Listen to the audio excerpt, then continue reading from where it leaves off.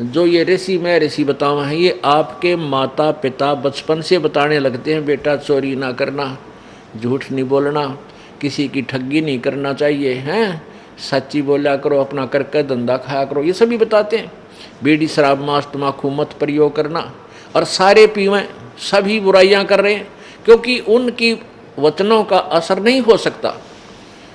वो तो ईश्वरीय पावर युक्त, ईश्वरीय शक्ति युक्त जो संत होगा उसके वचन से लाभ होगा, आज्ञा उससे असर होगा, और फिर वो गलती कर ही नहीं सकता।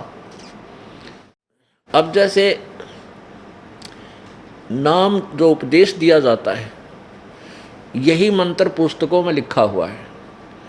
अब हमारी पुस्तकों में तो क्लियर हो गया है, इसने कोई और आम व्यक्ति या हमारा ही कोई उपदेशी आगे आप गुरु बन बैठे और ये नाम देने लग जाए, उससे कोई लाभ नहीं होगा, क्योंकि वो अधिकारी नहीं है। अब जैसे कोई नकली पासपोर्ट बना देता है और उसी तरह सारी लाइन लिख देता है, वर्ड शब्द, और साइन अपने कर देता है, तो वो नकली पासपोर्ट है। ड्राइविंग लाइसेंस कोई बनाता है, जो अधिकारी है यदि वो उसके साइन हैं वो बनाता है तो वो बिल्कुल चलेगा, और ऐसा ही जो का जो कोई नकली बना दे अपने साइन कर दे, वो नहीं चलेगा। तो इसलिए ईश्वरी जो अधिकारी है उसी से उपदेश और उसी के द्वारा दिया गया उपदेश काम करेगा, अन्यथा नहीं कर सकता। एक समय एक राजा की पत्नी बहुत धार्मिक थी, और वो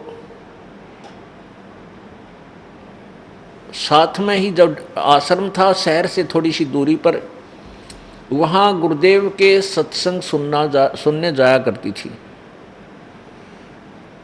अब राजा भी अच्छी आत्मा का था, उसने अपनी पत्नी को मना नहीं किया, लेकिन स्वयं उसका सहयोग नहीं दिया उपदेश आदि लेने में। अब जिस पुण्यात्मा को, जिस भक्तमती को ज्ञान हो गया कि परमात्मा की भक्ति के बिना ये जीव, भले ही आज चाहे राजा है चाहे सेठ है, वो पिछले पुण्य कर्मों से है और वर्तमान में भविष्य की कमाई साधना ठीक नहीं की, तो अगले जन्म में सत्संग वचनों से पता चल जाता है कि नेक्स्ट जीवन उसका बहुत दुखदायी होगा। क्या बताते हैं सत्संग में, कबीर हरि के नाम बिना ये राजा रसब हुए, मिट्टी लदे कुमार के फिर घास न डाले कोई। ए भगवान, परमात्मा की भक्ति के बिना राजा भी अगले जन्म में गधे की योनि में जाएगा। अब तो उसको सारे ठाठ बाट हैं, सब सुविधाएं उपलब्ध हैं, उस फिर आगे गधा बनने के बाद सारा दिन धंधा कुमार के करेगा, और उसके घर तो आहार भी नहीं मिलेगा, बाहर जंगल में जाकर अपने दांत घिसाई करके वो फिर वहाँ पेट भरेगा। अब इन बातों का ज्ञान उस पुण्यात्मा रानी को हो गया, क्योंकि संतों के वचन मिथ्या नहीं होते, वो परमात्मा के मार्ग से परिचित होते हैं। संत परमात्मा के विधान से परिचित होते हैं, और सत्संग सुनने के बाद ये अज्ञान अंधेरा हट जाता है। तो रानी को ये विश्वास 100% हो गया कि तेरे पति बहुत अच्छी आत्मा के हैं, मुझे सत्संग में जाने में, दान करने में कभी बाधा नहीं करते। और गुरुदेव भी बार बार कहते हैं, बेटी अपने पति को भी इसी मार्ग पर लगाओ, आपका फर्ज बनता है, आपको ज्ञान हो गया है, आपका जीवन साथी है, आप उसे भी समझाओ, भक्ति मार्ग पर लगा दो। अब रानी भी प्रार्थना करती रही कि गुरुदेव दया करो, वो आपका बच्चा भी आपके चरणों में आ जाओ, अपना कल्याण करवा ले। अब रानी जाकर के राजा को जब भी सत्संग सुनकर जाती, हफ्ते 10 दिन में 15 दिन में आती, तो जाते ही उसको भी उमंग सी उठती कि अपने पति ने कह दूँ यो दुख पावेगा। आज तो ये राज में फूला फिरा है, कल ये राज नहीं रहेगा, शरीर भी नहीं रहेगा, फिर दुर्गति होगी इसकी। अब अपने निजी व्यक्ति को कोई भी आपत्ति में नहीं जाने देगा जब तक पार बसावेगी। इसी दृष्टिकोण से रानी ने अपने पति से कहा, कहती रही कि आप उपदेश ले लो, नाम ले लो, भगवान बजा करो। जो सत्संग में सुनकर आती उनको सुनाती, वो कुछ देर तो ध्यान से सुनता, फिर कहता आप ही कर लो मेरे नाम का वजन। तो रानी ने कहा कि गुरुदेव जी कहते हैं कि जैसे मैं रोटी खाऊंगी तो मेरा पेट भरेगा, आप खाओगे आपका भरेगा। मैं अपना पेट भर रही हूँ आध्यात्मिक तरीके से, धार्मिक, और आप खाली बैठे हो, भूखे हो, मुझसे देखा नहीं जाता। अब राजा के बीमारी हो है, वो गुटी सूटी लावे, क्लबों में डांस देखने जावे, बकवाद करे, वो ना छूटे उस तक। तो वो नो कहे ना बस ठीक है, ये गुरुजी तो इसे अटकल चुटकलेबाजी जाने करें, ऐसे जानते हैं मूर्ख बनाने के लिए। और फिर कहता है कि मैं भक्ति करता हूँ, ऐसी बात थोड़ी, मैं भी भक्ति करता हूँ। तो रानी को ज्ञान था, वो समझाती थी, गुरु बिन माला फेरते, गुरु बिन देव दान, और गुरु बिन दोनों निष्फल हैं, ते पूछो वेद पुराण। राम कृष्ण से कौन बड़ा, उन्हों भी गुरु कीन, और तीन लोग के वे धनी, गुरु आगे आदीन। अब परमात्मा कबीर जी ये बताना चाहते हैं कि श्री रामचंद्र जी जिसको तुम भगवान मानते हो, उन्होंने भी वशिष्ठ मुनि जी से नाम लिया, गुरु बनाए, और एक शिष्य की तरह उनके सामने विनम्र रहे। श्री कृष्ण जी ने दुर्वासा जी को अपना गुरु बनाया और उनके आदेशानुसार अपनी भक्ति की, चरणों में नतमस्तक रहे। श्री कृष्ण जी के संदीपनी जो गुरु बताए हैं वो अक्षर गुरु थे, टीचर थे, जो कह ख गड़े सिखाया करें। वो केवल शिक्षा दी थी उनको, लेकिन आध्यात्मिक गुरु दुर्वासा जी थे श्री कृष्ण जी के। तो परमात्मा हमें ये बताना चाहते हैं कि राम कृष्ण से कौन बड़ा, तुम्हारे दृष्टिकोण में तुम राम कृष्ण से बड़ा नहीं मानते, और उनने भी गुरु बनाए, और उन्होंने भी गुरु कीन, और तीन लोग के वे धनी भाई, गुरु आज्ञा आदीन।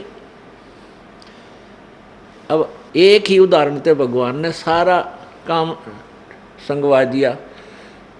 अब जैसे हमारे जैसे घसियारों की क्या औकात है, जो भगवान ना भजन गुरु ना बनावे, जो राम कृष्ण जैसे भगवानों ने गुरु बनाए, तो हमारी बुद्धिहीनता है जी, हम गुरु बनाकर भक्ति नहीं करते, अपनी अपनी डफलीता रोज बजावा दुनिया घर में, आप पर राम राम जय जय राम, सीता राम, राधे श्याम, ये तो कोई कर लो, नो थोड़ी बात बनेगी। नियम बनाया परमात्मा ने, उन मर्यादाओं में हमने चलना पड़ेगा।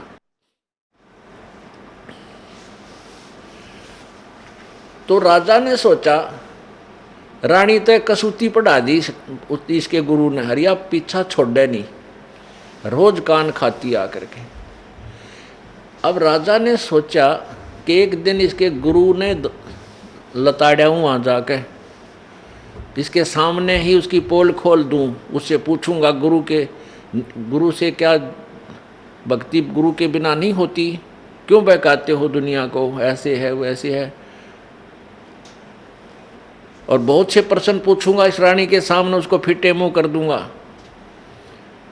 तो राजा ने कहा कि अब की बार तेरा सत्संग हो तब मुझे बताना, मैं चलूँगा। रानी बड़ी खुश हुई, फूली नहीं समाई। अब आगे जो सत्संग था वो दिन बता दिया राजा को। राजा बोला ठीक है, मैं अवश्य चलूँगा। राजा चला गया, रानी और बहुत से कुछ उसके अंगरक्षक साथ चले गए। वो पहले चले गए सत्संग से पूर्व और प्रार्थना की, गुरुदेव मेरे पति आए हैं। रानी ने कहा, और आज बड़ी दया हुई है, वो आपके दर्शन करना चाहते हैं। अब महाराज जी ने कहा ठीक है बेटी, बुला लो। वो कह रहे हैं जी ज़्यादा समय नहीं है, फिर जाना है, आपके दर्शन करना चाहते हैं, और कुछ एक दो उनकी शंका है वो समाधान कराना चाहते हैं। अब गुरु जी ने कहा बुला ले बेटी। राजा भी बैठ गया, रानी बैठ गई, 5-4 भक्त बैठ गए। अब महाराज जी ने, गुरुदेव ने, संत जी ने कहा आओ राजन, बड़ा सौभाग्य है आपका कि आज आप भगवान के दरबार परमात्मा के लिए चल कर आए हो। भक्ति किया करो, भक्ति करो भगवान की। अब राजा के तो वह घिसी पिटी बातें थी, कहते भक्ति में करता हूँ और खूब करता हूँ अपने घर पे। कहने लगे महाराज जी तुम, हे संत जी, आप इस जनता को इन भोली आत्माओं को मूर्ख मत बनाया करो। गुरु के बिना क्या भक्ति नहीं हो सकती? क्या गुरु के से नाम लेना आवश्यक है? वही नाम हम भी तो वैसे जाप कर सकते हैं, उससे क्या लाभ होगा? आप भ्रमित कर रहे हो। अब वो संत जी जान गए, इसे सरफरे रोज मिलते एक दो आकर के संतों को, तो उनको टालने का तरीका सोचा। राजा है, जब मैंने कोई प्रश्नोत्तरी कर दी तो यू बनमाना और ज़्यादा नाराज हो जा भाई। राजा में अभिमान मालगाड़ी जितना होता है, मालगाड़ी में ना चला है, और वो अपनी बात का विरोध स्वीकार नहीं कर सकता, उसके इतने माड़े कर्म होते हैं। इसलिए संत को पता होता है कि राजा की बात का उत्तर अन्य तरीके से ही दिया जाना चाहिए। अब संत जी ने कहा, जी आप तो बहुत बड़े विद्वान हो, आप तो बहुत अच्छी बातें करते हो, अब आपके प्रश्नों का उत्तर देने का मेरे पास इसमें समय नहीं, क्योंकि सत्संग का समय हो गया है और कभी मैं आपके घर आ जाऊंगा, मुझे समय बता दो, वहाँ बैठकर बातचीत कर लेंगे। अब राजा ने सोचा बढ़िया बात होगी, वहाँ मैं और रानी रियू तीन होंगे और इसकी खूब छक्के छुड़ा दूंगा वहाँ पर, या रानी मेरा सिर खाना बंद कर देगी। राजा फूला नहीं समाया, कि संत जी ने तो मुझे बड़ा विद्वान कह दिया, अब मान बढ़ाई की भूख हमारे अंदर पूरी रहती है। राजा आ गया और रानी बोली मैं तो आऊँगी सत्संग सुन के। जैसा भी कुछ दिनों के बाद जो निर्धारित समय था, उस दिन वो संत ने आना था। राजा को पता था कि संत आएंगे, राजा भी तैयार था, रानी भी अपने गुरुदेव के आने की खुशी में फूली नहीं समावत थी। बढ़िया भोजन बना रखा, अच्छे बढ़िया बस्तर ला रखे, आसन लगा रखा। तो राजा ने सैनिकों से बोल दिया कि रानी के गुरुदेव का आने देना, रोकना नहीं। उनके साथ एक दो भगत भी था। तो गुरुजी महाराज जी आए और सैनिकों ने प्रणाम किया और आगे चलने को प्रार्थना की। अब सामने सैनिक खड़े राजा के पास, 20-30 कुछ महामंत्री बैठे खड़े वहाँ आसनों पर, और ऊंचे आसन पर राजा बैठा, आसपास अंगरक्षक खड़े। अब जो ही संत जी वहाँ पहुँचे, वहाँ राजा के सामने खड़े सैनिकों से कहा कि सैनिकों, इस राजा को गिरफ्तार करो। अब वो सैनिक उसके मुंह की तरफ देखें, यो महात्मा जी मेंटल है क्या? उस संत ने फिर कहा कि सैनिकों, सुना नहीं, इस राजा को अरेस्ट करो। अब वो ये इंतजार करें कि राजा क्या कहता है। अब राजा ने सोचा भाई यो तो बड़ा निकम्मा आदमी, बकवादी, मेरे घर पर आकर मन ने अरेस्ट करावा, बता, ये तो बहुत निकम्मी आत्मा है, इसका सिर घूम गया है रानी का गुरु बन करके, आज ये बकवाद करने आया है। उसने, राजा ने कहा सैनिकों इसको अरेस्ट करो। अब राजा ने एक शब्द बोला था, सैनिकों इसे अरेस्ट करो। वो जब्बा पकड़ी बा दो ने और पकड़ दिया, ला दिए थकड़ी पासले का ना हाथ करके। अब वो संत जी कहने लगे कि राजन, गराया अतिथि की बेइज्जती नहीं करते। राजा बोला तू अतिथि है, मेरे राज को जो है तू छीनना चाहता है कि नहीं? राज का तो मैं ठोक कर मारूं, मुझे राज की आवश्यकता नहीं, पर तेरे प्रश्न का उत्तर देने आया हूं आज। कौन से प्रश्न का? क्या के गुरु के बिना, गुरु में ऐसी कौन सी पावर है जो उसे नाम लेकर ही भक्ति चलेगी, भक्ति करनी चाहिए। अब राजा बोला ये क्या उत्तर दे रहा, तू तो बकवाद कर। नहीं, बकवाद नहीं करता, मेरे हाथ खुलवा, तेरे प्रश्न के उत्तर दूंगा। उसने कहा छोड़ दो भाई, छोड़ दिया, खोल दिया हथकड़ी। राजा के कहते ही उस संत को छोड़ दिया सैनिकों ने। तब संत ने कहा महाराज जी देखो, आपकी वचन में शक्ति है। जो शब्द मैंने कहा था कि सैनिकों इसे अरेस्ट करो, ये तेरे सैनिक टस से मस नहीं हुए। मैंने 2-3 बार कहा और आपने यही शब्द कहा था, सैनिकों इसे अरेस्ट करो। इन्होंने 2 सेकंड भी ना लाई, मेरी दोनों बाँह पकड़ दी। आपके वचन की शक्ति से ये एकदम हरकत में आ गए। और मेरे वचन की शक्ति से ये टस से मस नहीं हो। इसी प्रकार आप ये भौतिकवाद के अधिकारी हो, आपके वचन में शक्ति है, आपके वचन की शक्ति से ये सब चलते हैं। इसी प्रकार मेरे अंदर आध्यात्मिक शक्ति है मेरे वचन में। जो मंत्र जो वचन में बोलूँगा उसी समय पूरे तत्व क्रिया कार्यवन हो जाएंगे। आप बोलते रहना, आध्यात्मिक मार्ग में तेरी कति नहीं चलेगी। अब कहते हैं बुद्धिमान को तो संकेत ही बहुत होता है। उसी समय सिंहासन से नीचे उतरा और समेत मुकुट के चरणों में गिर गया और उपदेश लिया, अपना कल्याण करवा लिया। तो पुण्यात्माओं, यही ज्ञान, भाई राम नाम रट्या करो, भक्ति करते रहो, बुराई मत किया करो, चोरी ना करो, ठगी मत करो, बीड़ी शराब मांस तम्बाकू मत पिया करो, और सारे पंथी पीवें। कोई भी बचा नहीं है। क्या हो गया को स्वाभाविक अपनी सब वैसे ही अपनी मर्जी से, वो तो ऐसे हैं जो नाम ना लेते ले रहे, वह भी बीड़ी शराब तम्बाकू ना प्रयोग करती पुण्यात्मा कोई पूर्व संस्कारवश। अन्यथा दाव लगने पर ना तो कोई चोरी तो उल्टा हटता, क्योंकि कर्मचारी अधिकारी देख ले किसी भी पंथ के पाओगे रिश्वत लेते जरूर पाओगे, या लुकमा छुपमा सारे काम करें, को गुटी सूटी भी ला जाते हैं।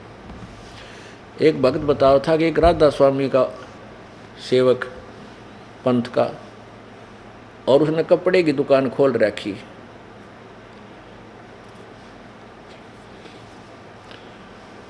तो दूसरे उसके साथी ने हमारे से उपदेश ले लिया, वो ज्ञान से परिचित हुआ। तो वो अपने एक और मित्र के साथ कहने लगा कि एक और है हमारा साथी है, वो भी चलो उसकी दुकान पर चलते हैं, ज्ञान चर्चा करेंगे। तो वो जो कपड़े की दुकान वाला था, जो राधा स्वामी पंथ से उपदेशी था, गुरुदेव का सावण सिंह जी का चित्र भी लगा रखा था उसने, या बेरानी श्री चरण सिंह जी का था, सामने चित्र लगा रखा अपनी दुकान के गल्ले के साथ में बराबर में। तो वहाँ जाकर उन्होंने ज्ञान चर्चा की, भाई भगवान की भक्ति करनी चाहिए, पूरा संत होना चाहिए। तो वो राधा स्वामी पंथ वाला कहने लगा, नाम ले रखा मैं उपदेशी हूँ। तो उसने पूछा, आप दूसरा जो साथी था कि तेरे गुरुजी कौन है? वो बीड़ी सिगरेट पीवर है नो करके, और दूमा गुरुजी के फोटो का निकला यू रहा, कहते ये रहा यो है, यानी सिगरेट पीकर उसका धुआं छोड़कर तो अपने गुरुजी का चित्र बताया कि ये उसका तो इंडिकेशन था। अरे थरा गजब यो। हालांकि वो संत कहते हैं बीड़ी शराब तम्बाकू प्रयोग नहीं करना चाहिए, सभी कहते हैं, परंतु किसी का अमल नहीं, असर नहीं उनका। अब कारण क्या है कि उन संतों के पास कोई आध्यात्मिक मार्ग नहीं है। पुण्यात्माओं, मेरे सामने ये सबसे बड़ी आपदा ये खड़ी हो जाती है कि ये दास बोल रहा साची और मेरी साची लागे झूठ, क्योंकि हमने एक झूठ को 100 बार सुन लिया तो वह सत्य महसूस हो जाती है, फिर उसको उसमें डाउट नहीं रहता। अब ये पंथ लगभग सैकड़ों वर्ष से यही घिसी पिटी बातें बताते आ रहे हैं और सब ने वो कंठस्थ याद हो रही है। और ये दास कहता है कि इनके पास भक्ति मार्ग नहीं है, ना इनको कोई ज्ञान है, ना इनके पास कोई भक्ति विधि है। ये गलत है। और पुण्यात्माएं देखो, आज से सैकड़ों वर्ष पहले इनका दाव क्यों लग गया कि इतनी धार्मिकता थी हमारे हिंदुस्तान में। कोई पत्थर को न्यू कह दें यो भगवान है, उड़े मत्था टेकें, जोत लावे हैं और खूब प्यार से उनसे उसमें आस्था बना लेते हैं, क्योंकि अशिक्षित और साथ में कपट रहित बहुत ही अच्छी आत्माएं थी, भगवान से डरने वाली थी। तो उन्होंने सैकड़ों वर्ष पहले इनके जाल में फंस गई, इन पंथों के, इन गुरुओं के। उन्हें जो भी बोल दिया, गुरुजी जो वचन दे दे वो है तो उनका मंत्र मान लो, गुरुजी कहते वो सही है और बस गुरु की पूजा करो। तो उन्होंने ऐसे ही उन गुरुओं को ईश्वरीय रूप मान के उनके द्वारा बताई गई भक्ति पर आरूढ़ हो गए, कोई शंका नहीं रखी, क्योंकि एक बहुत बड़ा ग्रुप बन गया। लाखों व्यक्तियों का एक ग्रुप बन गया, और जो उपदेश ले लेता है वो फिर अपने ही उपदेशियों के सराउंडिंग रहता है। फिर उनमें वो एक ही कुएं का पानी होता है, वो एक ही ज्ञान होता है, उस ज्ञान में वो उसी ज्ञान को फाइनल मान लेते हैं, उनको नो ऑब्जेक्शन हो जाता है। इस प्रकार ये इतने बड़े समूह आज तक जो है वहीं चक्कर लगा रहे हैं, उस जल रहित कूप पे घूम फिर रहे हैं। अब ये प्रश्न आपके हृदय में बहुत खटकता होगा कि इन राधा स्वामी और धन धन सतगुरु पंथ या ये हंसादेश वाले पंथ और ये निरंकारी पंथ और भी जो ये आसाराम जी और इतना घिसी पिटी बातें हैं, ये तो आप भी जानते हो, दो चार बातें उस सभी को पता है, पौराणिक कथा सुनाना। और भी जैसे सुधांशु जी हैं, ये शिव जी के पुजारी हैं। शिव जी को जो तमोगुण शिव जी है, इसको सर्वेश्वर, महेश्वर, कालेश, कालज, मृत्युंज, सब सर्वशक्तिमान ये बताते हैं। ये तो हम पहले ना सुना करते, ये कोई नई बातें बता दी इन्हें, और भक्ति के मार्ग का कहेगा पता नहीं। अब ये समस्या है मेरे सामने, इसलिए मैं गुंडा और भुंडा कहलाता हूँ, क्योंकि इन संतों के पास दास द्वारा दिए गए वचनों का कोई उत्तर नहीं, इसलिए इन्होंने और कोई विकल्प ना देखा, मुझे बदनाम करना शुरू कर दिया। ऐसे ही ये जो महर्षि दानंद पाक रहा था अंडी, सबके हृदय में छा रहा था कि इस जैसा विद्वान नहीं, महर्षि जैसा ज्ञान नहीं, सत्यार प्रकाश जैसा ग्रंथ नहीं।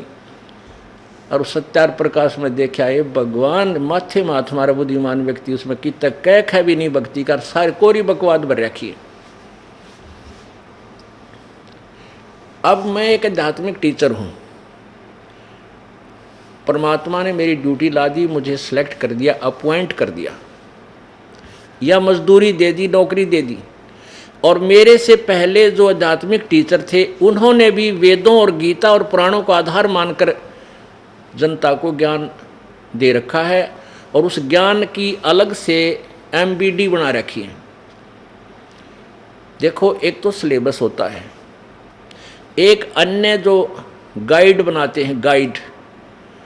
तो गाइड सिलेबस तो गवर्नमेंट की तरफ से सिलेक्टेड होता है, और गाइड जो है व्यक्ति विशेष का अपना अनुभव है, जैसा उसने एक सिलेबस को समझा उसका अनुवाद उसमें किया, सॉल्यूशन किया। तो जितने भी इन संतों, ऋषियों और गुरुओं के अपने अनुभव की जो पुस्तकें हैं, वो तो हैं गाइड। और जो अपने पवित्र सदग्रंथ हैं, जैसे पवित्र गीता जी, पवित्र चारों वेद, पवित्र पुराण, पवित्र कुरान, पवित्र बाइबल आदि आदि जितने ग्रंथ हैं, सदग्रंथ, ये हमारा सिलेबस है। इस सिलेबस के आधार से उन्होंने अपने अनुभव और के आधार पर जो पुस्तकें लिख कर समाज में बांट दी, तो बोले समाज ने अपने गुरुदेव द्वारा लिखी गई उस पुस्तक पर ही विश्वास कर लिया कि इन्हें सिलेबस को सही जानकर हमें ये सही ज्ञान दिया है, हम फिर इसी को पढ़ लें, हमने वेदों और गीता के देखने की आवश्यकता नहीं, पुराणों को हमें आवश्यकता नहीं। तो इस दास ने जब देखा कि इनके द्वारा बनाएगी वो गाइड अनुभव की पुस्तकें सिलेबस से बिल्कुल विपरीत है, तो मेरा परम कर्तव्य बन जाता है कि सब विद्यार्थियों को बताऊं कि जो अनुभव की पुस्तकें गाइड तुम पढ़ रहे हो ये व्यर्थ हैं, इसमें सही अनुवाद नहीं है। और मेरे द्वारा जो मुझ दास द्वारा अनुवाद किया गया है, इनको समझा है, उसको ऐसा है, ये देखो। तो उन में इस प्रकार जो विरोध कौन लोग करते हैं, विद्यार्थियों को नहीं होता। विद्यार्थी तो अपने उन गुरुओं के पास जाकर प्रश्न उत्तरी करते हैं कि आप तो कह रहे थे ये अनुवाद ऐसा है, अब जो टीचर है वो बता रहा है कि ये अनुवाद ठीक नहीं है, क्या गुरुदेव ये सत्य है? अब गुरुदेव सत्य क्यों मानना है? क्योंकि उसकी बेइज्जती हो है, उसका अभिमान हो, मान गिरे, तो वो गुरुजी क्या कहता है कि वो बदमाश है, वो मूर्ख है, उसको क्या पता है, हमने जो अनुवाद किया ये सही है और शास्त्र अनुसार, सिलेबस के अनुसार है। तो उन गुरुओं को जैसे ये दास सन दो, वैसे तो अंडरग्राउंड तो सन 1994 से चल रहा था इनके जड़ निकालन में। इनका जो भेद था 1994 से ही दास बता रहा था, ये साधना ठीक नहीं बता रही। लेकिन सन 1999 में क्रोथा के अंदर आश्रम बनाया भक्तों ने। इस दास ने वहाँ परमात्मा का प्रचार शुरू किया। 2003 में, सन 2003 में ये ज्ञान एक इंटरनेशनल चैनल, आस्था चैनल है, उस पर फरवरी में प्रारंभ हुआ। ये 6-7 महीने चला। उसके दौरान इनके शिष्यों ने जब वो साधना चैनल पर देखा, इनकी पोल खुल गई सारे संतों और पंथों की, इन्होंने हाहुल्ला मचा के और वो हमारा प्रोग्राम बंद करवा दिया। और लोगों में कहने लगे वो झूठा है, कपटी है, पाखंडी है, गुंडा है, ऐसे गुंडागर्दी करता है, आश्रम में ऐसा होता है। उनका उद्देश्य ये था कि इस रामपाल को इतना बदनाम कर दें कि लोग इसके नाम से भी नफरत करें और कोई भी शिष्य वहाँ व्यक्ति ना जावे, कहीं तुम्हारे इस अज्ञान की पोल जनता तक ना खुल जावे। उस उद्देश्य से लेकर के इन्होंने इस दास का विरोध शुरू किया। अब वो मुझे बदनाम करने में तो सफल हो गए, लेकिन सत्य को मिटा नहीं सकते। अब जैसे कंचन सोने के ऊपर गोबर डाल दे, टट्टी घेर दे और कह दे तो बहुत बुंडा है, निकम्मा है, एक ये किसी काम का नहीं है। लेकिन जिसको सोने की पहचान है, उसको पता है उस कीचड़, उस टट्टी के डाल देने से, बिस्टा डाल देने से सोने की वैल्यू कम नहीं हो सकती। जय कंचन बिस्टा पड़े घटे नेता का मोल। अब जिसको सोने का पता है ना, टट्टी कहते उस पर जहर घेर रखा, जब उठाकर धो मांझ कर पछली जेब में देख डालकर डांग ठोक देगा, देखे भी को ना कि देखो छीन ले। तो ऐसे ही इस दास से जो परिचित हो चुकी है पुण्यात्मा, एक भी टस से मस नहीं हुई इतनी बकवाद सुनकर। नहीं तो घर के भी मुंह फेर ले, घर वाले भी मुंह फेर ले, इतनी बूढ़ी बकवाद। और समाचार पत्रों में, मीडिया में, हे भगवान, हे परमात्मा, आखिर आ गई इस कलयुग की। कोई भी सच्ची कहानी है इंसान इस पृथ्वी पर, केवल मेरे भक्तों के अतिरिक्त जिन्होंने जो मुझे पहचान चुके हैं। इसलिए यही कारण है कि जो मीडिया को ज्ञान हम एक नंबर का अच्छी आत्मा मानता था ये दास, न्यों कहा करते भाई ये बात के समाचार पत्रों में आ गई है तो सही पावेगी, सच्ची होगी। अब हमें पता लग गया है कि समाचार पत्र सच्ची लिखना जानते ही नहीं। हाँ, उनकी लिख सकते हैं जिनका दबाव है इनके ऊपर, राजनेताओं की या पैसे के पुजारी हैं ये लोग, जहाँ इनके अच्छे पेपर बिक सके, बिक जाए, उनका कुछ भी लिख सकते हैं। तो पुण्यात्माओं, ये भगवान से बड़े नहीं है, ना राजा है ना कोई अन्य व्यक्ति है जो वैसे काज कितना ही अपना मुंह फुलाए फिरा रहे। समय आने पर देखना इनकी क्या दुर्गति होगी। आने वाला वो समय दूर नहीं है। ऐसा जुल्म फैल गया जनता में, भाई ने भाई देख कर राजी नहीं, बाण भाई का प्यार नहानी, पैसा पैसा नजर आता है, या बकवादें आती हैं, डीजे, शराब पीना, सरेआम बहन बेटियों के साथ बदतमीजियाँ होनी। ये समाज बना दिया इन नकली संतों ने। अब इसको सुधारना है, इस तत्व ज्ञान से सुधरेगा, 100% सुधरेगा, क्यों सब दुखी हो चुके हैं। अब एक से एक बढ़िया टेलीविजन बना लिए, दिन रात गाने फैक्स हो ये के बोलना FM के, और टेलीविजन इसमें मोबाइल छोटा सा, इसमें पूरी फिल्म 3-3, 4-4, 10-10 घंटे की बकवाद भर के, और सब देख देख कर छक लिए। क्योंकि ये आत्मा की खुराक नहीं और मन की सेटिस्फैक्शन हो ही नहीं सकती, चाहे कितना कि मैं बना ले। आप एक गाना बढ़िया सा चलता है कोई फिल्म में, एक बार तो सब के मुंह पर वही होता है, और हफ्ते पीछे वो कहीं चले तो भी अच्छा ना लगता। तो इस प्रकार एक समय ऐसा आएगा, इन बकवाद सब छक लेंगे, और किसी का कैंसर, किसी का ब्रेन ट्यूमर, किसी के फेफड़े गल गए, किसी का अधर्म मारेगा, किसी को मेंटल हो जाएगा, टेंशन। तो ये सारे की ब्रह्मटी होगी। जब ये भौतिकवाद के परेशान किए हुए फिर आध्यात्मिकवाद को ग्रहण करते हैं, फिर ये सीधे पूछड़ होंगे इनके जब आएंगे भगवान भी बजेंगे, ब्राह्मण माटी करवा लेंगे, तो फिर ये समाज सुधरेगा। इस ज्ञान को सुनेंगे। इस आध्यात्मिक, इस तत्व ज्ञान के बिना और कोई भी ज्ञान ऐसा नहीं है जो पृथ्वी पर शांति पैदा कर सके या माया से मन हटा सके। और साथ में परमेश्वर पावर हमारे साथ होगी, तब ये मन टिकेगा। तो प्रसंग चल रहा था कि ये इन संतों पंथों के पास ना तो कोई वर्ड पावर है, ना इनका आध्यात्मिक ज्ञान श्रेष्ठ है, जिस कारण से समाज जो पुण्य आत्मा पहले अच्छी आत्मा थी वो भी गिरावट में आने लगी। क्योंकि उनको जो भगवान से मिलने वाला लाभ वो लेने गया था प्रभु से, वो मिला नहीं। फिर कोई तो मिलावट करने लग गया, कोई दूध में पानी गिर गया सेठ बनने लग गया, कोई और तरीके से, कोई रिश्वत लेकर, कोई कुछ करके, कोई कुछ करके, कोई 2 नंबर के धंधे करके सेठ बनना चाहता, कभी नहीं बन सकता। अब जो चोरी ठगी या मिलावट रिश्वत आदि डाके मार के जो धनी बनना चाहता है वो परमात्मा के विधान से अपरिचित है। मासा घटे न तिल बधे, विध ना लिखे जो लेख। परमात्मा के द्वारा लिखा गया प्रारब्ध, उसमें कोई भी परिवर्तन नहीं कर सकता। ना श्री ब्रह्मा जी, ना श्री विष्णु जी, ना श्री शिव जी, ना परब्रह्म, ना परब्रह्म, केवल पूर्ण ब्रह्म कर सकता है।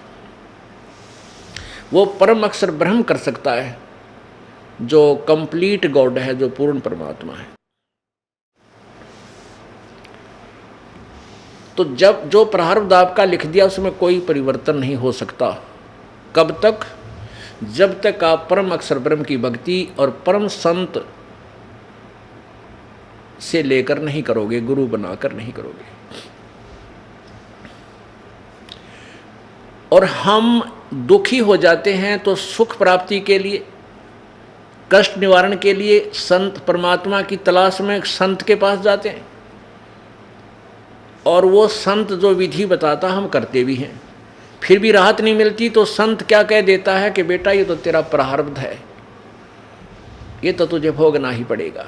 जब उसके सारे जंतर मंत्र फेल हो जाते हैं फिर वो इन शब्दों पर आ जाता है और कहता है देख भाई, भगवान श्री राम ने बाली को मारा था, सुग्रीव के भाई को। त्रेता युग में विष्णु अवतार थे श्री रामचंद्र जी, और द्वापर युग में उसने फिर श्री कृष्ण रूप में आकर के श्री विष्णु जी ने वो बदला देना पड़ा, अपने प्रारब्ध का क्रम भोगना पड़ा। और एक पारधी ने भगवान श्री कृष्ण के पैर में तीर मारकर उनकी हत्या की, बदला दिया। फिर हम वहाँ संतुष्ट हो जाते क्योंकि हमें ज्ञान था ही नहीं। भाई बात तो गुरु जी सही कह रहे हैं, जब श्री कृष्ण और विष्णु जी ने बदला देना पड़ा, कर्म भोगना पड़ा, किया हुआ, तो हमें भी भोगना ही पड़ेगा। अब पुण्य आत्माओं, फिर भगवान की आवश्यकता क्या रहेगी? जब हमें जिसे हमारे कर्म में फूटे फाटे उनमें दुख ठाना है तो भगवान की क्या आवश्यकता रहेगी? अब हम मकान क्यों बनाते हैं, झोपड़ी क्यों डालते हैं, किस लिए डालते हैं? कि आने वाली प्राकृतिक आपदाएं से बचावे। अब जब तक वो झोपड़ी हमारे पास नहीं है तो ओले पड़ेंगे, वो भी सिर में लागे, बूंद वर्षा आएगी वो भी सारे कपड़े बेदर साफ सब कुछ कंडम कर दे, आंधी आ गई सो सब उठा पुटा के इधर फेंक के जाती रहे, सर्दी व सतावे, गर्मी भी सतावे, यानी सब कुछ ऊपर ही गिर रहा है। तो वो बचाव के लिए वो हमने जो साधन बनाया है वो उनसे बचाता है। तो ऐसे ही परमात्मा की ओट, पूर्ण ब्रह्म की जो ओट है, वो जो हमारी मदद करता है, वो कर्म के जो प्रारब्ध के जो आपदाएं हैं उनसे ऐसे बचाता है जैसे मकान झोपड़ी बचाती है। और जिनके पास जो स्वयं ही बांग पिए पड़े हैं और दूसरा ने भी एक घुट्टी दे दे, ले तो पीले बस गए, ये हो सकता नहीं। अब नशा है तब तो कहीं पड़ा रहे, लेकिन उतने पे अच्छा तो फिर सारा पता लगेगा, सब कुछ नुकसान भी हो चुका होगा। तो ऐसे ही हम अज्ञान रूपी भांग के नशे में अज्ञानी संतों के पास जाकर उनसे वही भांग लेकर पी लेते हैं, वही अज्ञान में हम अटके रहते हैं। लेकिन फिर भी मन नहीं टिकता, साहूकार बनना चाहता है, वो चोरी शुरू करता है। एक भक्त किसान था, वो परमात्मा की भक्ति करता था, परमेश्वर कबीर देव का शिष्य था। उधर से एक चोर चोरी करता हुआ जा रहा था, चोरी करने के लिए निकला घर से, गर्मियों के दिन थे। उस किसान का एक बैल था, एक बैल था उसके पास, और दूसरे साथी के साथ मिलकर के दो बैल, एक उसका, एक इतनी गरीबी थी उस पहले, एक किसी का बैल होता है किसी का, दोनों फिर अपना नंबर वाइज अपना कार्य किया करते थे। तो उसके एक बैल था उस भगत के घर पे, उस चोर ने वो चुरा लिया और ले गया अपने ठाठ से। उसने जाते ही 100 रुपये का बैल था तो उसने 20 में बेचा। उस कितने बिक जाओ, चोरी का कौन सा था, उसके खर्च लग रहे थे, पैसा लगा था। और फिर कुछ दिन मस्ती मारी, पैसे खूब ठाठ किए। अब वो चोरी का पैसा तो खर्च हो ही गया, बर्बाद हुआ, खत्म हुआ। उसने सोचा कि फिर चोरी करने निकलता हूँ। 1 वर्ष बाद घूमता घामता कहीं दाव लगा नहीं। उसने सोचा वो पहले जिसका मैं चोरी करके लाया था वहाँ के लोग बहुत अच्छे हैं, वो कोई पुलिस कंप्लेंट भी ना कराई उन्होंने, तय उधर ही चलता हूँ। तो वहाँ जाकर देखा उसने, पहले तो उसने ये देखा कि जिसका मैं बैल चुरा के ले गया था वो तो और घना दुखी हो रहा होगा। उसने क्या देखा कि वहाँ पर उसके 2 बैल बंधे थे उसके घर पर, और बहुत अच्छे तगड़े बैल थे, पहले वाले से भी अच्छे। अब उस चोर ने सोचा कि यो आदमी बढ़िया है, यो कितना कंप्लेंट भी ना करता हैं। वो दोनों चुरा ले गया, उसके दोनों बैल चुरा ले गया और उसने बेच ब्याज कर मस्ती मारी।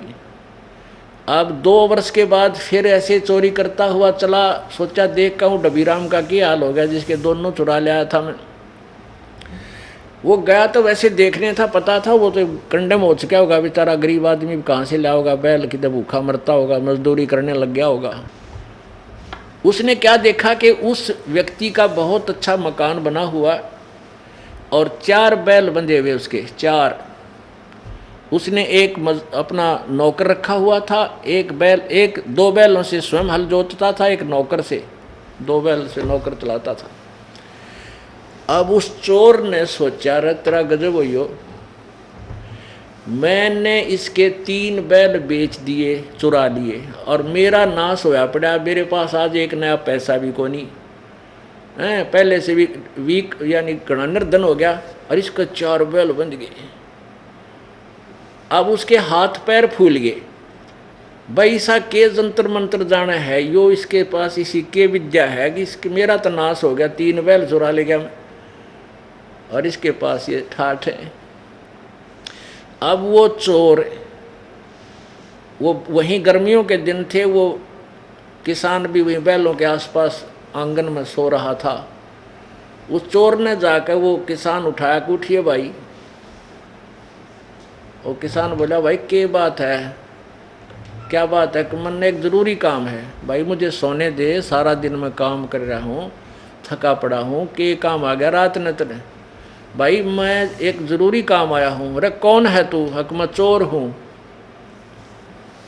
उस किसान ने सोचा मजाक करे, भाई चोर है तो तू जा, मन तंग ना करे मेरा वीरा, भाई मुझे सोने दे, तू अपना काम कर ले, चोर है तय। अब वो तो कहता मजाक में, ना चोर के न्यू क्या करे मैं चोर हूँ। उसने ऐसा सोचा तो उन्होंने बोला भाई जिस काम को तू करने को कह रहा है वो काम आज मेरे तो हो नहीं रहा, इसलिए मैं तुझे जगाऊं, एक बार उठ ले तू। मैं चोर हूं और वो चोरी करने आया था, पर आज चोरी मेरे से होती को नहीं। वो किसान उठ गया, भाई वो के सांग आ गया, रात ने खाम खा दुखी कर रहा।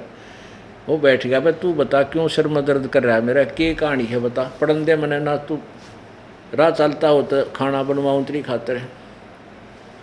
नो बोला भाई मैं तो राह चलता को ना, नाश करनिया हूँ, मैं चोर हूँ और तेरे 3 बैल मैं चुरा के ले गया। अब उसका जस्ता निक चोर के दे नो बतला करा के बकवाद करेगा। उसकी आंखों में पानी आ गया चोर के, भाई एक बात बता दे मुझे, तेरे पास ऐसी कौन सी विद्या है, तेरा पहला बैल मैं चुरा के ले गया। फिर उस किसान के जचन लगी कि भाई ये बात तो कुछ गड़बड़ में है, तेरा पहला बैल, एक बैल था तेरा, उसने मैं चुरा के ले गया, और वो बढ़िया बैल था, मैंने 20 रुपये में बेच दिया, और कई दिन तो मेरी खूब मौज रही, वो खर्च हो गए। भाई दूसरी बार मैं आया तो तेरा 2 बैल पाई मैंने, वो दोनों मैं चुरा ले गया। और भले आदमी तो इतना शरीफ ला गया तने कि तब पुलिस रिपोर्ट भी ना करी। इसलिए मेरी हिम्मत नहीं हो बढ़ी कि भाई चाल आज मैं वो तेरे 2 बैल भी मैं ले गया, और उनको भी बेच बेच के मैंने 1-2 साल पे काम चला लिया, और भाई फिर मैं भूखा का भूखा और मेरा नाश हो गया, और तेरे 4 बैल बंद रहे। आज मेरा, मैं तो कलेजा पकड़ के बैठ गया तेरी चारपाई के सारे। भैया विद्या बताइया कौन से जंतर मंत्र है तेरे पास, तू तो गरीब आदमी दिखा था। फिर उसका जचगी कि तो सचमुच भाई कर्म ठोक है, चलो आज इसके भाग जागते होंगे कि अगर इसी कारण से इसकी जीवन लीला बदल जाए। तो उसने कहा भाई तू तो घना कामिल आदमी है, बहुत अच्छी आत्मा का है, चोर के नो बताया कर अपनी आके, और सीने से लगा लिया भगत ने, कोई बात ना भाई, मेरा था को नहीं वो तेरे, तो मैंने तेरा की तो चुरा रखा होगा पहले या तो, और नहीं बेटा भगवान ने मेरा तीत कई गुना दे दिया। तब उसने बताया भाई जब चोरी करते हैं और सेठ हो और घर में सुख हो तो कोई ना काम करे। देखो मैं एक गुरुदेव का शिष्य हूँ, हमारे गुरुदेव ने यह पढ़ाई है हमारे तय कि बस भूखा रहना बेटा, चोरी मत करना। अब चोरी करके तू धन ले गया, मेरी आत्मा कितनी रोई। चल मुझे तो भगवान का ज्ञान था, सब्र कर लिया, 100 तरह ज्ञान दे रखा था मेरे गुरुदेव ने, भाई कोई मांगता होगा तेरे पिछले जन्म का है, अन्ना तो भाई भगवान गणा देगा मुझे। तो इस तरह मन ने तो दिल डांट दिया, पर मेरे बालक तक खूब रोए, इनने तो मानी, इनकी आत्मा तो दुख पाई। अब वो पाप तो तेरे लिखे गए बेटा, वो तेरे पाप लिखे गए तेरे बैंक अकाउंट में, और पैसा रहा को नहीं जो तो चोरी करके ले गया था, वो तो खत्म हुआ, क्योंकि तेरे भाग में को नहीं कि तक वो बालक बीमार हो गया होगा, या कि शराब भी उन्हें पी कर बर्बाद किए होंगे तूने। और भाई परमात्मा की शरण ले, अपना कल्याण करा ले बच्चा भाई, और चल तुझे गुरुदेव से नाम दिवा दूँ, उपदेश ले ले। ये हमारे पास एक विद्या है, ये जड़ी बूटी है साहूकार होने की, और तो भी सेठ हो जाएगा, तेरे पास तेरा गुजारा भी ठीक हो जाएगा। तो उसका यह बात समझ में आएगी, उस चोर के गुरुदेव के पास ले गया और उसके चरणों में पड़ गया कि महाराज जी मैं घना निकम्मी आत्मा था, मैंने बहुत जुल्म किए, आपके भगत का एक बैल था, गरीब आदमी में इसका एक का बैल चोर ले गया, आपकी कृपा से इसका 2 बंदे पाए, वो दो भी मैं चुरा ले गया, इतना नीच था, नहीं बिना सोची एक का आदमी का इतनी चोट नहीं मारनी चाहिए, मैं इतना निर्दयी था। हे गुरुदेव आपकी कृपा से जब मैं दोबारा आया तो इसका 4 बैल बंध रहे थे और मेरा नाश हो गया, तब मैंने इसके पैर पकड़ दिए आपके चेले के। तो इसने कहा भाई मेरे पैर हम कुछ ना रखा, चल तेरे को परमात्मा स्वरूप संत से मिला देता हूँ, तेरा कल्याण हो जाएगा, मैं आपके चरणों में आया हूँ। तो बोला बेटा नाम ले ले, और परमात्मा देगा जब पूरा पट्याग्रह, बकवादा तक किसी के घर नहीं बसे।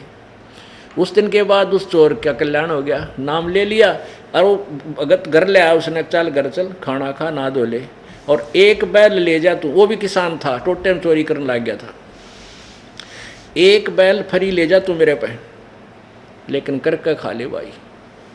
ना मानते हुए भी उसने कहा ना ले जाए तू, वो एक बैल भी दे दिया उसने। फिर वो भगवान की आड़ पकड़ ली, अपनी कमाई करने लग गया, खेती जोतने लग गया, परमात्मा कृपा करे 1 साल में सेठ बना दे, बढ़िया टाइम पर वर्षा कर दे, हो गए मालो माल। तो फिर उसके ऐसी समझ में आई कि जो वो 3 बैल चुरा के ले गया था और चौथा वो उधारा ले गया था, उनके पैसे लेकर के वापस आया, साल में 2 बार आता रहा वैसे तो सत्संग में, लेकिन वो पैसे ले करके और उसके पास रख दिए, भाई वो पाप मेरा पुटा है नहीं, ये पैसे आपके ले ले। क्योंकि बात में पता चल गया था, पहला बैल इतने में लाया था, 2 वो इतने में लाया था। तब वो कहने लगा किसान ना भाई ये मेरे नहीं थे बैल, ये तो गुरुदेव के दिए हुए थे, ये पैसे ले और वहाँ परमात्मा के चरणों में रख दे, तेरे भी आगे और मेरे भी आगे, मेरे तो दे दिए थे भगवान ने मेरे को, अब ये तू वहाँ दान कर दे। तो पुण्यात्माओं ये विधि है परमात्मा, ये सेठ भी बनने की और पापों से बचने की। परमात्मा 1 सेकंड में ना जाने के कर दे। अब वो समर्थ शक्ति है, उसके पास किसी वस्तु की कमी नहीं है परमेश्वर के पास। जैसे एक बहुत बड़ा किसान हो जिसके 500 मन कणक हो और एक चींटी का बिल हो कहीं पर मकोड़ों का, और वहाँ पर वो एक धड़ी यानी 5 किलो यानी 1000 कणक जिसका हुई हो 1000 क्विंटल, और उसमें से 5 किलो 10 किलो एक चींटी के बिल पर या मकोड़ों के बिल पर वो डाल दे। उस चींटी और मकोड़ों के बिल में अरबों की संख्या में जीव होते हैं और उनका 10 साल का गुजारा हो गया। उसका तो इतना कणक कुछ भी फर्क नहीं पड़ा, उसको 1000 क्विंटल में तो 10 किलो गेर दी, वहाँ पर डाल दी उसको, और वो पूरे के पूरे ना जाने कितने वर्षों तक तृप्त हो जाए। ऐसे वो समर्थ शक्ति कबीर परमात्मा एक मुट्ठी गेर देगा ना, पूरी पृथ्वी 100 वर्ष तक छका दे मालिक। ऐसे समय पर वो सब कुछ कर सकता है। तो हम उस परमात्मा की समर्थता से इन अज्ञानी संतों के कारण अपरिचित होकर हम बकवाद्यां पर लाग गए, और उन बकवाद्यां तो हम दूनी दुखी हो गए, क्योंकि विधान तोड़कर कोई कभी सफल नहीं हो सकता। तो हमने पहले परमात्मा के विधान से परिचित होना पड़ेगा, फिर डर भी लगेगा, चोरी करने भी जी नहीं करेगा, हमारा हाथ उल्टा हट जाएगा। जैसे किसी विष रखा हो किसी बोतल में और अनजान बालक उस बोतल ने मुंह गला के और पी जाता है, मर जाता है। जब वो बड़ा हो जाता है, शाना हो जाता है, उसको पता लग जाता है इसमें विष है, विष में क्या अवगुण है, उस बोतल का हाथ भी ना लावर और न लान देनी कि तो इसी जगह रख देगा ऊंचे स्थान पर, कहीं और ना खा कर मर जा। तो ऐसे हम जो बुराई कर रहे हैं, चोरी करते हैं, रिश्वत करते हैं, लेते हैं, किसी की आत्मा दुखाते हैं, या मिलावट करते हैं, बदमाशी करते हैं, सुरापान करते हैं, मांस मिट्टी खाते हैं, धूम्रपान करते हैं, ये ऐसा पाप है। और फिर हमारा हाथ उधर नहीं जाएगा, दूर हो जाएंगे। तो ज्ञान बिना नहीं हुआ करता। जैसे बच्चा छोटा सा बालक है, बिजली का तार पड़ा है टूट के, लूज हो गया, नीचे गिर गया, और वो स्पार्किंग कर रहा है आपस में मिल के ऐसे हवा से, उसमें लाइट है और उसमें आतिशबाजी सी हो रही है। तो छोटा बालक अबोध बच्चा जा कर के उसको पकड़ लेता है, और पकड़ते ही वो मर जाता है, क्योंकि उसको पता नहीं था कि ये क्या भयंकर वस्तु है। और फिर बच्चा जब बड़ा हो जाता है, उसको पता लग जाता है कि ये बहुत खतरनाक है, ये बिजली है और बिजली के कारण इसमें चमक है। तो आप भी उस तार का हाथ नहीं लावर, दूसरों को भी आगाह करेगा, दूर हो जाना, दूर हो जाना, इसमें बिजली है, बिजली है। तो पुण्यात्माओं, अभी तक हम बिजली के तार का हाथ लावा थे, चोरी भी करें थे, ठगी भी करें थे, जारी भी करें थे, बकवाद यानी जो मिल रहा था वो सेठ बनने का तरीका वो अपना लें थे, चाहे वो जायज़ था या नाजायज़ था। और अब इस आध्यात्मिक ज्ञान से परिचित होने के बाद हम किसी की सुई भी नहीं रख सकते, नहीं रखिए को नहीं जा। कहते हैं तुमने उस दरगाह का मैल नहीं देखा और धर्मराज के तिल तिल का लेखा। तुमने परमात्मा के विधान का ज्ञान नहीं है, वहाँ पर एक एक तिल का हिसाब आपका अलग अलग कर दिया जाएगा ऑटोमेटिकली, वहाँ कोई नहीं छुपा सकता, वहाँ गवाह की आवश्यकता नहीं है। यहाँ आपकी प्रत्येक फिल्म, जो भी कार्य आप करते हो, सोचते हो, बुरा अच्छा, उसकी भी एक प्रतिदिन, एक पूरे दिन की फिल्म परमात्मा के दरबार में फैक्स हो जाती है, एक आपके अंतःकरण में फीड रहती है। असंख्य जन्मों के जो आपके कर्म हैं आपके अंतःकरण के अंदर वो संचित हैं। इसलिए हमने परमात्मा के आध्यात्मिक ज्ञान को बहुत गहराई से सुनना और सोचना होगा। उसके बाद फिर हम अपने जीवन सफ़र को बहुत आसानी से तय कर लेंगे, चल पड़ेंगे, इस पर आसानी से चल पड़ेंगे। अब प्रसंग चल रहा था कि इसका कारण क्या है कि जिन संतों को हम संत समझते थे और पूर्ण ज्ञानी समझते थे, वो कोर्य ज्ञानी थे। जैसे राधा स्वामी पंथ का बोलबाला पूरे विश्व में, विशेषकर भारत में तो कमाल हो रहा है, और इसी की कई ब्रांच बन गई। जैसे धन धन सतगुरु सिरसा वाले और सिरसा वालों क्या फिर आपस में गद्दी पर थोड़ा बहुत मनमुटाव हुआ तो उसके दो भाग हो गए, एक जगमाल वाली, एक सिरसा में सच्चा सौदा वाले। ये राधा स्वामी पंथ से निकली हुई ब्रांच है। एक बलोचिस्तानी सामस्ताना, उनका वास्तविक नाम श्री खेमामल जी था, जो बलोचिस्तान के रहने वाले थे। उन्होंने श्री सावण सिंह जी से उपदेश लिया था और सच्चा सौदा सिरसा में आप गुरु बन के और उनसे अलग अपनी ब्रांच बना ली। और राधा स्वामी पंथ आगरा से चला है श्री शिवदयाल जी से, और उसी से फिर व्यास में एक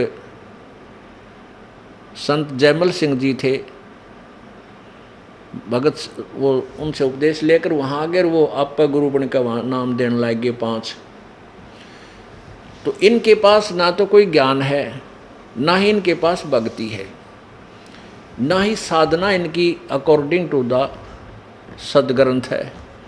अब यहाँ बात मेरे सामने या बिगड़ रही है मेरे साथ कि मैं कहूँ साची और ये ठाव लाठी हैं मुझे मारने के लिए, झूठा है, कपटी है। अरे तुम्हारी किताब, तुमने जो अपना अनुभव लिख रखा मैं तो पढ़ कर सुनाऊँ। अगर पढ़ कर सुनाना या पढ़ना ही इन पुस्तकों को पाप है, अपराध है, तो फिर इनको बंद कर दो, किधर फूक दो, ठा के गिर दो, किधर जमुना में बहा दो, गंगा के अंदर। जैसे सत्यार प्रकाश है, इसको आर्य समाज के व्यक्ति, क्योंकि आर्य समाज क्या है, जैसे आम साधारण तो वो अपने भाई बहन हैं, जनता बोली है, उन्हें क्या का पता है को नहीं, वो हमारे रिश्तेदार हैं, चाचे हैं, ताऊ हैं, को बुआ का मामा के भाई बहन हैं। और जो गुरु है ना, आचार्य, ये धूर्त लोग हैं, ये सच्चाई को अपने अनुयायियों तक जान नहीं देते कि जो सच्चाई का पता लग जा रही है तुमसे दूर हो जा, अपना कल्याण करवा ले रामपाल के पास जाके। वो शत्रु हैं इनके। अब प्रत्यक्ष पढ़ कर सुनाता हूँ सत्यार प्रकाश को, मैं अपनी तरफ से कोई शब्द नहीं मिलाता।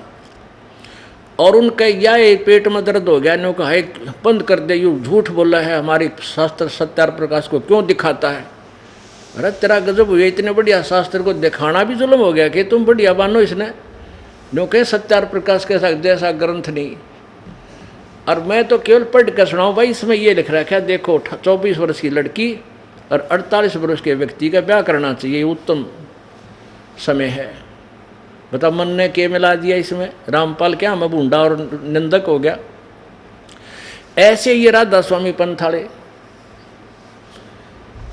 अब क्या हो गया कि जनता भोली भाड़ी है, वह इतने सच्चे मान चुकी है झूठे गुरुओं और ऋषियों को कि रामपाल के जाना है, इसको इनका पाछा लाखों लोग लाग रहे। ये बौड़े थोड़े हैं, मूर्ख थोड़े, ना मूर्ख है ना पागल हैं, बौले नहीं है, लेकिन वे आध्यात्मिक ज्ञानहीन हैं, आध्यात्मिक ज्ञान से अपरिचित हैं। इसलिए वो उन चतुर संतों के पीछे लग कर अपना जीवन खो रहे हैं। और मैं एक टीचर हूँ, और इस टीचर का फर्ज बनता है कि पहले जिस अध्यापक ने कोई इक्वेशन, कोई सॉल्यूशन, कोई सवाल गलत कर रखा है हल, तो मेरा फर्ज बनता है उसको ठीक करूं। और ये मैंने ठीक कर दिया, गलत लागत मिला लो सब से, और दिखा लो किसी और अच्छे आदमी को, अगर गलत किया तो इसको सेट कर लो। नहीं, वो तो फिर वो 2 प्रकार के व्यक्ति विरोध करते हैं। एक तो जो उन गाइडों को बेचकर रोजी रोटी चला रहे, उन संतों पंथों के अनुभव की पुस्तकों को बेचकर जो अपनी दुकान चला रहे हैं, एक तो वो विरोध करते हैं मेरा। और दूसरे वो जिनकी पोल खुल है, वो आचार्य बनकर उसी ज्ञान से आगे प्रवक्ता बन करके प्रचार करते फिरते हैं नकली ज्ञान का। तो उन दोनों का ही सीधा संपर्क उनके अनुयायियों से होता है, और वो अपने अनुयायियों को सच्ची ना बता करने हो, वो तो निंदा करता है, हमारे संत को गाली देता है, वो तो न्यू करता है, वो गुंडा है, बदमाश है, आश्रम में ऐसा कुछ होता है। उनका उद्देश्य फिर ये हो जाता है कि जनता के हृदय में रामपाल के प्रति नफरत पैदा कर दें, या तो उनके वचन सुने नहीं हैं, और उसके कोई कहे तो भी ना जाओ वहाँ पर, ताकि तुम्हारी या दाल गली रहे। लेकिन वह बात से कब तक गलेगी। एक बार एक पंडित जी काशी पढ़काया, किसी राजा को किसी ने बता दिया जी आप थोड़ा ब्राह्मणों को बुलाकर उनसे कोई पाठ फूट करवा लो। तो उसने एक ब्राह्मण को बुला लिया, वजीर से कहा मंत्री ने ढूंढा भी कोई अच्छा विद्वान हो, तो पता चला कि अभी अभी काशी विद्यापीठ पढ़कर आए हैं, बड़े अच्छे विद्वान हैं। तो उसको बुला लिया और प्रतिदिन 1 रुपया रोज दान का दे, और वो पाठ करने लग गया ब्राह्मण, जो काशी विद्यापीठ तो पढ़ का था। अब वो 1 रुपया तो बहुत कीमत रखता था उस समय, आज के 1000 रुपये बराबर था। तो वो क्या करता, आते ही फिर घर में सामान लाओ 1 रुपये का, तो 2-3 दिन पाठ करते न होगे तो उसकी पत्नी कभी कैसे कपड़े पहन कर जा कुएं पर पानी भरने जावा, जब कभी कैसे जूते पहन कर जावा। तो दूसरे ब्राह्मणों की पत्नी कहने लगी कि बहन तुम्हारे ऐसा क्या हाथ लग गया भाई, रोज नए नए कपड़े बनवावे। वो कहने लगी मेरा पति ना राजा का पाठ करने जाता है, रोज 1 रुपया मिलता है। तो उन दूसरी जो ब्राह्मण जो बहनें थी, उन्होंने अपने पतियां के कान आठे कि वो ऐसा है, रोजाना राजा के पाठ करने जाता है और 1 रुपया राजा दान करता है, तू घर बैठा रहे है, तो आप क्यों ना जाते पाठ करने। अब वो न्यू कहे कि मैं घना पढ़ा लिखा को नहीं, तो बेइज्जती हुए। वो कई बार कहने से वो भी चल पड़ा, अगले ठा गया पोथी काख में। वह मंत्री से मिला जी मैं भी पाठ करूँगा, आजा भाई कर ले। मैं तो ढूंढता फिरूँ हूँ, राजा ने तो 10-12 ब्राह्मण बुला रखे हैं, मेरा तो एक ठहया अभी तक। वो भी बिठा दिया, ले तू भी पाठ कर ले। अब वो शिक्षित तो बोला वेदों के मंत्र, और वो अनपढ़ हो रहा कि मैं वांडा। अब संस्कृत भाषा जैसे जो भाषा नहीं जानता, उसको ये क्या करते हैं, जो सही उच्चारण करता है वो तो सही बोलता है, जो उच्चारण नहीं करता नो सोचे कि बेराना पड़ जाती मूर्खता का। तो वो ऐसे ही करने लग गया, पर कि मैं ज्ञान तो था नहीं, नो तो वो शिक्षित बोला अपनी, और वो यहाँ बैठ कर जो यूँ कहे स्वाहा, जो यूँ कहे वही स्वाहा,